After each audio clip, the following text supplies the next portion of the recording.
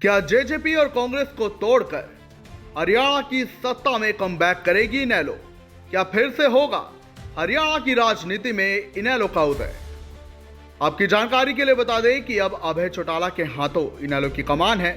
वो इनेलो के राष्ट्रीय अध्यक्ष हैं ओपी चौटाला के बाद। लेकिन एक बात जिसकी दाद इनेलो के बारे में देनी पड़ेगी वो ये है कि भले ही इनेलो के पास सिर्फ 2 विधायक हैं और वो अपने डाउनफॉल पर चल रही है, लेकिन इनेलो भरपूर कोशिश करती हुई दिखाई दे रही है कि वो फिर से अपनी पार्टी का उदय हरियाणा में कराए। इसी के लिए ओम प्रकाश चौटाला के निधन के बाद अभय चौटाला ने पार्टी को फिर से पूर्ण रूप में लाने का निर्णय लिया है।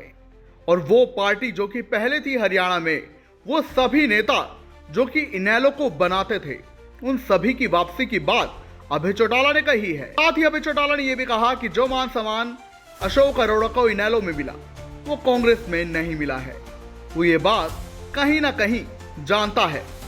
सुनिए बयान। और 1 मई के बाद, मई के फर्स्ट वीक से संगठन उससे पहले बनाएंगे और उसके बाद मैं पूरे प्रदेश का भ्रमण करूंगा। पहले चरण में 90 के 90 विधानसभा क्षेत्र के एक हल्के के 30 से 35 गांव कवर करूंगा, जो 25 सितंबर से पहले खत्म करूंगा। और 25 सितंबर को चौधरी देवीलाल जी की जयंती को सम्मान जो मनाते हैं उसका आयोजन करेंगे। उसके बाद फिर जो बचे हुए गांव, शहर और कस्बे होंगे, वार्ड होंगे, उनमें भी जाऊंगा। और अगली 1 मई तक पूरे प्रदेश के एक गांव का हम दौरा करेंगे, लोगों के सामने खुल करके हमारी पार्टी की जो है क्या विचारधारा वो रखेंगे। कांग्रेस ने और भाजपा ने किस तरह से प्रदेश के लोगों के साथ धोखा करके, मिल करके इस प्रदेश को कमजोर किया, प्रदेश को लूटा, प्रदेश को, युवा को खास करके उसकी अनदेखी करी, ये सारी चीजें लोगों के बीच में हम खुल करके रखेंगे। हम उम्मीद करेंगे कि लोग हमारे साथ जुड़ेंगे और ना केवल जुड़ेंगे, बड़ा बदलाव भी आएगा। आज से वो जेजेपी में है, चाहे कोई कांग्रेस में, हम सबसे संपर्क करेंगे। जिन लोगों ने किसी गलतफहमी में पार्टी से अलग हो गए, किसी को भ्रमित करके पार्टी से अलग करा लिया गया, हमारा प्रयास रहेगा कि उन लोगों को पार्टी के साथ फिर से जोड़ा जाए।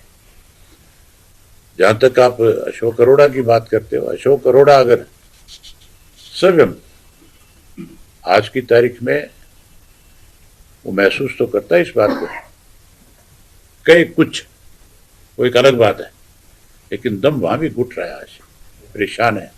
हमारे यहाँ इज्जत थी, मान था, सम्मान था, रिस्पेक्ट थी, एक एक कार्यकर्ता हमारा रिस्पेक्ट देता था। आज कोई कुर्सी देने को भी तैयार नहीं है। अगर उनको लगे कि मेरा अपमान हो रहा है, और इंडियन नेशनल लोकदल पार्टी में उनका तो सम्मान है, इज्जत है, अगर वो आएंगे हमारे पास चल करके तो जरूर हम उनको उसी तरह का सम्मान देंगे। विधानसभा में दोपहर भोज के दौरान आप दोनों साथ ही बैठे, तब आपने चर्चा नहीं, तब आपने चर्चा।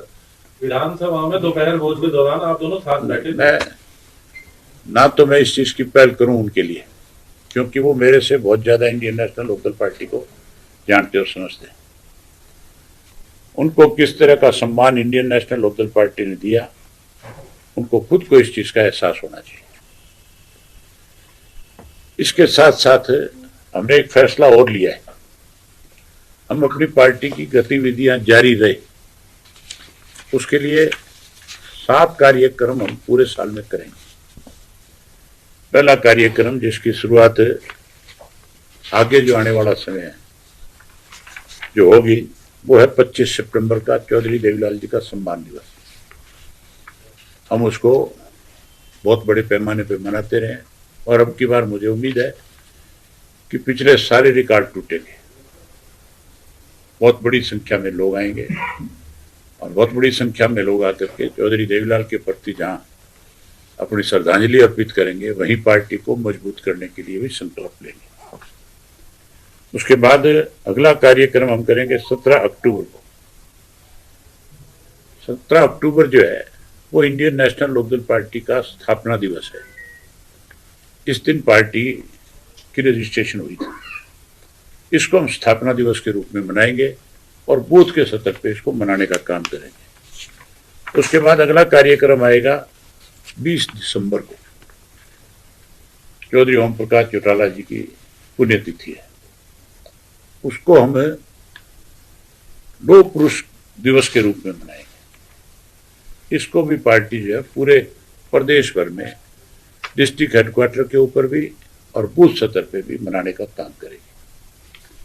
इसी तरह से उसके साथ साथ जितने भी महापुरुष हैं, संत हैं, जिन लोगों ने देश की आजादी के लिए शहादत दी है, जैसे शहीद भगत सिंह जी हो गए, चंद्रशेखर आजाद हो गए, सुभाष चंद्र बोस हो गए, और जितने भी महापुरुष संत हुए हैं, उन सब का भी हम एक कैलेंडर तैयार करेंगे और उनके बलिदान दिवस के ऊपर और उनके जन्म दिवस के ऊपर उसको भी हम डिस्ट्रिक्ट हेडक्वार्टर के ऊपर मनाने का काम करेंगे। उसके साथ साथ फिर 1 जनवरी को चौटाला साहब का जन्मदिन है, उसको हम कार्यकर्ता दिवस के रूप में मनाएंगे पूरे प्रदेश भर में, और फिर 14 फरवरी को युवा दिवस के रूप में मनाएंगे। ये हमारा एक कैलेंडर है, ये एक हमारा कार्यक्रम होगा जो पूरे साल चलता रहेगा पार्टी की तरफ से। अब ये जिस तरह संगठन को मजबूत करने का प्रयास है आपका, अपने संगठन को बढ़ाने के लिए कि इतने मेंबर हम जोड़ेंगे, क्या आज उसको लेकर भी चर्चा हुई है, कोई टारगेट दिया गया है कार्यकर्ताओं को जिले वाइज? भाजपा तो आज ये भी कहती है कि हमारा जो संगठन है वो दुनिया में सबसे बड़ा है, कहती है कि नहीं कहती? तो फिर लोकसभा के चुनाव में भाजपा 300 पार की बात कर रही थी, सत्ता से बाहर हो गई थी ना। संगठन अगर होता तो फिर आप ये मान के चलो सत्ता से बाहर नहीं होते। केवल दिखावा है, हम दिखावे में विश्वास नहीं करते, हम तो लोगों तक जाएंगे स्वयं और जाकर के अपना संगठन खड़ा करेंगे। अभय जी, उन्होंने पन्ना लेवल तक, बूथ लेवल तक एक संगठन तैयार किया, क्या आपका संगठन उस लेवल तक अभी दोबारा फिर तैयार हो जाएगा? ये किसकी नकल करी उन्होंने, आपको पता है? ये जो पन्ना लेवल बनाया, ये नकल किसकी थी? एक बूथ 10 यूथ नाम दे करके एक संगठन चलाया था और भाजपा ने उसको पन्ना प्रमुख का नाम दे दिया। ये तो हमारी नकल कर रहे हैं बेचारे।